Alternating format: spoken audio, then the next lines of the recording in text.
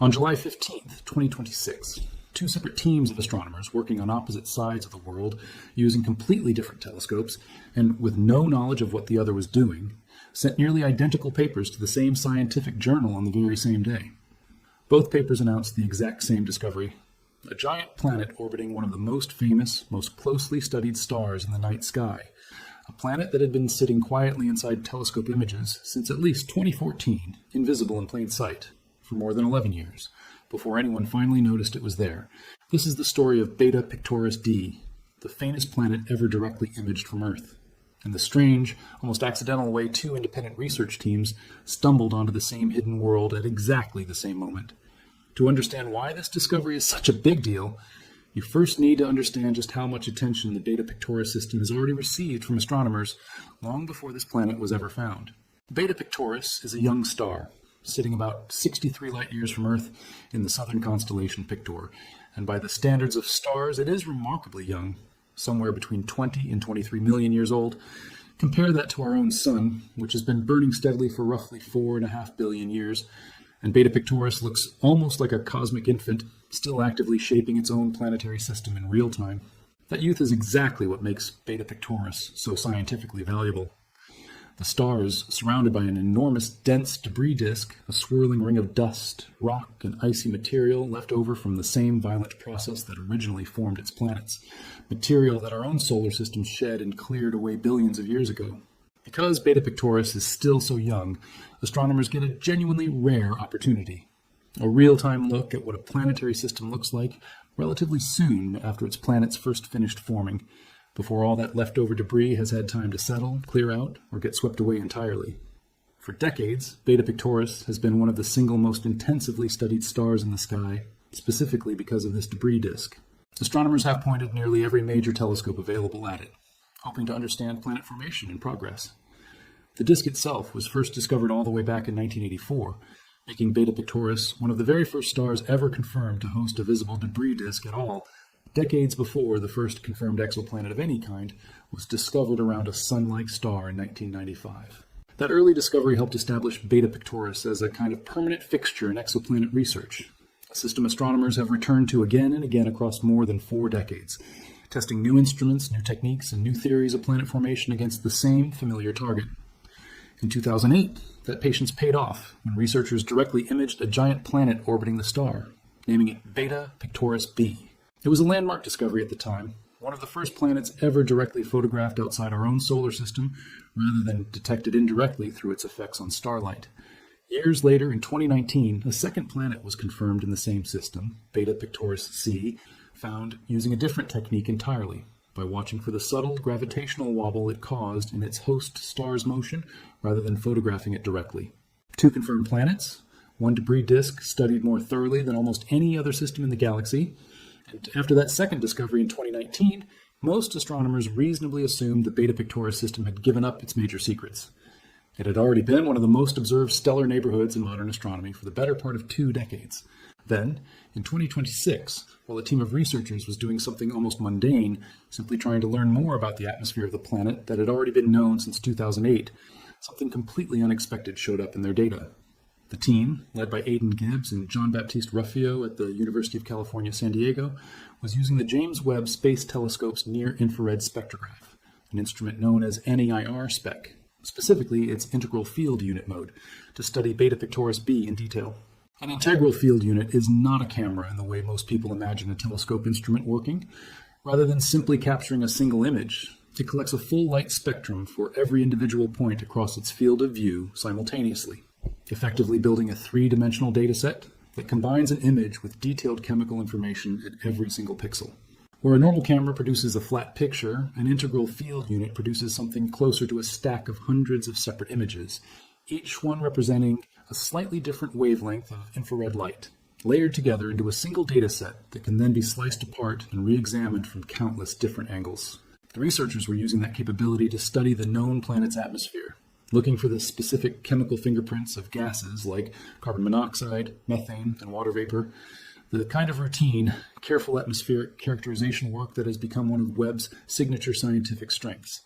Webb itself makes this kind of work possible in ways that simply were not possible before. Launched in December 2021 and stationed nearly 1 million miles from Earth at the second Lagrange point, the telescope carries a 5-meter primary mirror, more than 2.5 times the diameter of Hubble's, tuned specifically to observe in the infrared light where young, glowing planets and cool, dusty disks show up most clearly. IRSpec's integral field unit mode was designed with exactly this kind of close-in exoplanet characterization in mind, and Beta Pictoris b had already served as one of its proving grounds. Nobody involved expected that same proving ground data to eventually double as the discovery record of an entirely different planet. That sheer volume and complexity of data is part of why a second planet could realistically hide inside it for so long, even under close scrutiny. An integral field unit observation does not produce one simple picture that a researcher can glance at and immediately recognize as containing an extra object. It produces an enormous layered data set that has to be processed, filtered, and analyzed using specialized software before any individual signal, buried among thousands of others, becomes visible at all. Unless a researcher happens to be looking in precisely the right place, using precisely the right analysis technique, a genuine planetary signal can sit completely unnoticed inside data that has technically already been collected and reviewed. While combing through that data, the team noticed something that did not belong. As Aidan Gibbs later described it, they were not looking for a new planet at all. They were trying to understand one they already knew existed. And then, sitting in the data exactly where nobody expected anything to be, a telltale signal appeared. That signal turned out to be a set of carbon monoxide absorption lines, a specific chemical fingerprint researchers use to identify the presence of a planet's atmosphere, showing up at a location in the data completely separate from Beta Pictoris b. In other words, buried inside data collected to study one already known planet, the team had stumbled onto direct spectroscopic evidence of a second, previously unknown object. Jean-Baptiste Ruffiot, one of the co-leads on the discovery, has spent years developing a healthy professional skepticism about exactly this kind of moment. Bright, unexpected blobs and signals show up in astronomical data all the time, and the overwhelming majority of them turn out to be nothing. Background stars that happen to align with that telescope's field of view, instrumental artifacts, noise, or some other mundane explanation entirely unrelated to any real planet. As Ruffiot put it afterward, astronomers have learned, often the hard way, not to trust bright blobs and images because most of them simply are not real and vanish the moment you look closer. But this particular signal did not vanish. The team ran it through a battery of careful checks, ruling out instrumental artifacts, background contamination, and processing errors. And the signal held up every single time. What they were looking at was a genuine planet, later named Beta Pictoris d, sitting in the exact same system that had already been studied more intensely than almost any other star in the galaxy, hiding in plain sight the entire time. Here's where the story becomes genuinely strange, and where the coincidence at the center of this whole discovery comes into focus. On that very same day, July 15th, 2026, a completely separate team of researchers published an entirely independent paper in the exact same scientific journal, the Astrophysical Journal Letters, announcing the exact same planet discovered through an entirely different method, using an entirely different telescope, without any contact whatsoever between the two research groups. That second team was led by Ben Sutcliffe and included researchers such as Matthew Bonsey and Beth Biller, largely based at the University of Edinburgh, working with the European Southern Observatory's Very Large Telescope in Chile, using an instrument called ERIS. ERIS, short for the Enhanced Resolution Imager and Spectrograph, is a relatively new addition to the VLT, commissioned in 2022 specifically to push ground-based adaptive optics imaging to sharper, more sensitive limits than its predecessors, Symphony and NACO, had allowed. Unlike the JWST team, which stumbled onto the planet indirectly through spectroscopy while studying something else entirely, the VLT team was engaged in exactly the kind of work Beta Pictoris has always attracted. Direct, deliberate high-contrast imaging, specifically designed to photograph faint planets sitting close to a much brighter host star. Their approach used a chronograph, a device that physically blocks out the overwhelming glare of the central star, allowing much fainter nearby objects to become visible in the resulting image, the traditional gold standard technique for directly imaging exoplanets.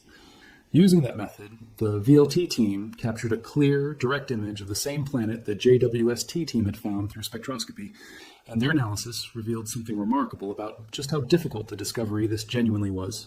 Beta Pictoris d turned out to be roughly 100 times fainter than Beta Pictoris b, the well-known planet discovered back in 2008, making it, by a wide margin, the faintest planet ever directly imaged from Earth using ground-based telescopes. It ranks among the very lightest and most difficult exoplanets ever successfully photographed by any observatory anywhere. Once the VLT team knew specifically where and how to look, they did something that turned this discovery from a single new detection into something with far broader implications. They went back through archival data, years of previous observations, collected using earlier instruments, including the VLT's Sphere instrument and Webb's own NIRCam camera, observations that had already been sitting in public astronomical archives, available for any researcher to examine since as far back as 2014. And there, in data that had already been collected, processed, and set aside more than a decade earlier, they found it. Beta Pictoris d had been visible, faintly, in archival images the entire time. Nobody had recognized it as a planet because nobody had known to look for a third object in that specific location, at that specific brightness, using that specific analysis technique. As one of the researchers involved, Joanna Birkby, put it afterward, once the team finally knew where to look, it turned out the planet had been hiding in the data all along. 11 years, and some of the most carefully studied astronomical data available anywhere in the world, and Beta Pictoris d had simply never been noticed. According to the combined findings from both teams, Beta Pictoris d is a genuine gas giant, estimated at roughly twice the mass of Jupiter, orbiting its star at a distance comparable to where Neptune orbits the Sun in our own solar system. Interestingly, despite bearing the letter D, suggesting it might be the outermost or most recently identified world, Beta Pictoris d actually holds the widest orbit of the 3 confirmed planets in the system, sitting farther from its star than either Beta Pictoris b or Beta Pictoris c. Its designation reflects the order in which it was confirmed and formally named, not the order of its physical distance from the star. With this 3rd confirmed planet, Beta Pictoris now holds a genuinely rare distinction in modern astronomy. It becomes only the 2nd planetary system ever discovered, after a system called HR 8799, to have 3 or more planets directly imaged around a single star. HR 8799, confirmed back in 2008 and 2010, remains one of the most celebrated systems in exoplanet science, home to 4 separate directly imaged giant planets, all captured in a single, now famous set of images that helped launch an entire subfield of astronomy dedicated to photographing planets around other stars.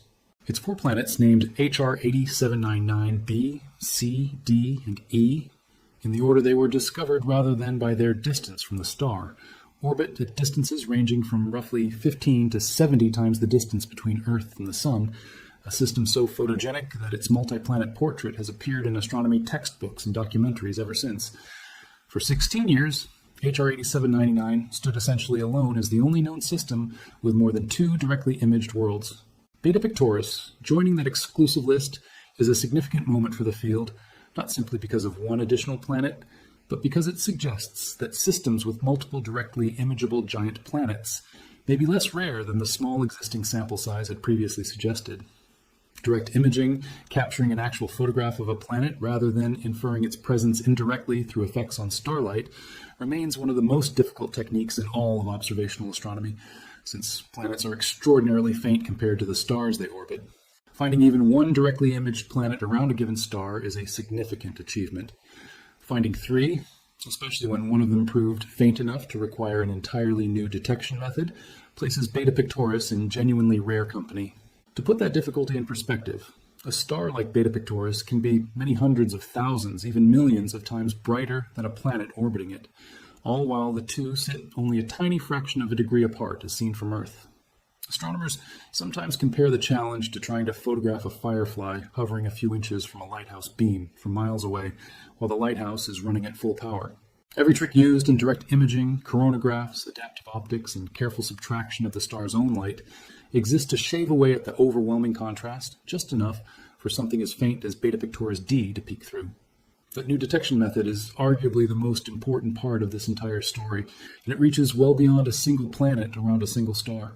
Traditional direct imaging depends on physically blocking a star's overwhelming light using a coronagraph, then hoping any planet nearby is bright enough and far enough separated from the star in the resulting image to actually show up clearly. That method works well for planets like Beta Pictoris b, bright enough and far enough from their star's glare to stand out. It works far less reliably for fainter, more difficult targets, especially in systems like Beta Pictoris, where an enormous, dense debris disk can scatter and reflect starlight in ways that overwhelm or obscure a fainter planet's signal entirely. Spectroscopy offers a genuinely different approach. Rather than depending on a planet appearing as a clear, isolated point of light in a conventional image, this method instead searches for a planet's unique chemical fingerprint, spread out across an entire spectrum of infrared light, at whatever specific location in the data that fingerprint happens to show up. Even if a planet's actual light is heavily contaminated by dust scattering, background glare, or noise, its chemical signature can sometimes still be teased out and confirmed because it produces a distinctive pattern no other nearby source would be expected to create. That is precisely what allowed the JWST team to notice Beta Pictoris D in the first place, well before the VLT team's more traditional coronagraph imaging technique managed to directly photograph it. Researchers involved in this discovery have been notably direct about what it means for the broader search for exoplanets going forward. Beth Biller, one of the co-authors on the VLT paper, has pointed out that many of astronomy's most famous directly imaged planetary systems already contain multiple giant planets, and that additional lower-mass planets likely remain hidden within those same systems, waiting to be revealed by more sensitive instruments still to come, including the European Southern Observatory's upcoming extremely large telescope. That telescope, currently under construction in Chile's Atacama Desert with a primary mirror spanning 39 meters, roughly 6 times the diameter of any single VLT unit, is expected to see first light before the end of the decade, and researchers already count faint, hidden companions like Beta Pictoris D among its prime targets. In her own words, planets seem to have friends, and Beta Pictoris D's discovery suggests those hidden companions may be far more common than the current, incomplete catalog of directly imaged exoplanets would suggest. Valentin Christians, another co-author on the discovery, made a related point specifically about the value of old, already collected data. The fact that Beta Pictoris DT turned out to be recoverable from archival observations, in some cases collected more than a decade earlier using instruments that have since been upgraded or retired, suggests that a genuine number of similar hidden discoveries may already be sitting unnoticed inside existing astronomical archives around the world, waiting only for researchers to know precisely what pattern to search for.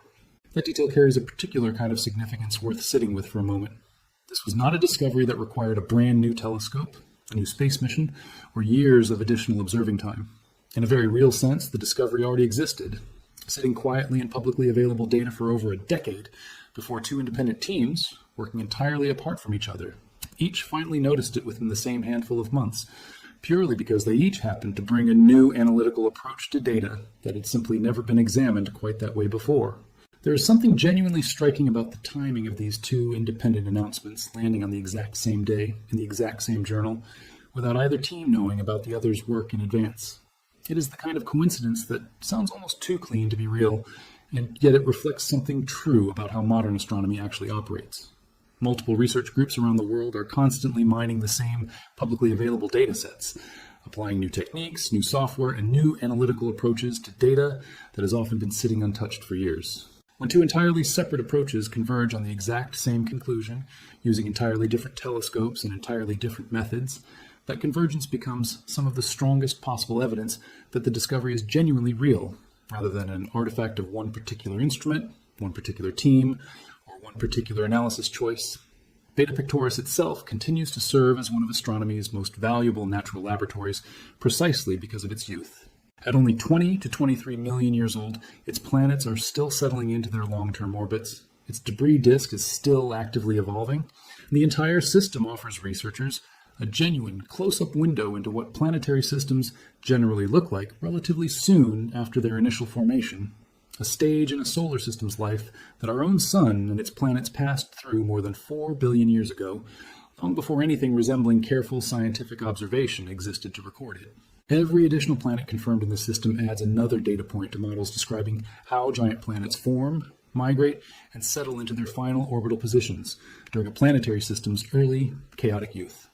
For now, Beta Pictoris D stands as a genuine milestone on 2 separate fronts at once. It is the faintest planet ever directly imaged from Earth, a technical achievement that pushes the boundaries of what ground-based telescopes can currently detect.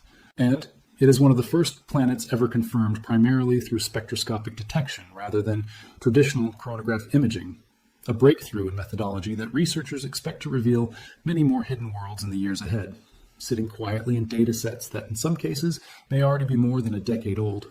Somewhere out there, 63 light years from Earth, A gas giant twice the mass of Jupiter continues its slow orbit around a young, restless star, doing exactly what it has been doing for millions of years, entirely unaware that it spent more than a decade hiding in plain sight inside humanity's own telescope archives, waiting for two separate teams of researchers, working independently and without any knowledge of each other, to finally notice it on the very same day. It is worth sitting for a moment with just how ordinary the actual moment of discovery turned out to be. There was no dramatic new telescope pointed at a mysterious, unexplored patch of sky. There was no late-night breakthrough moment captured on camera for a documentary. There was, instead, a researcher quietly reviewing routine spectroscopic data, expecting to learn a bit more about a planet that had already been known and studied for nearly 2 decades, and finding something else entirely sitting right there in the numbers instead.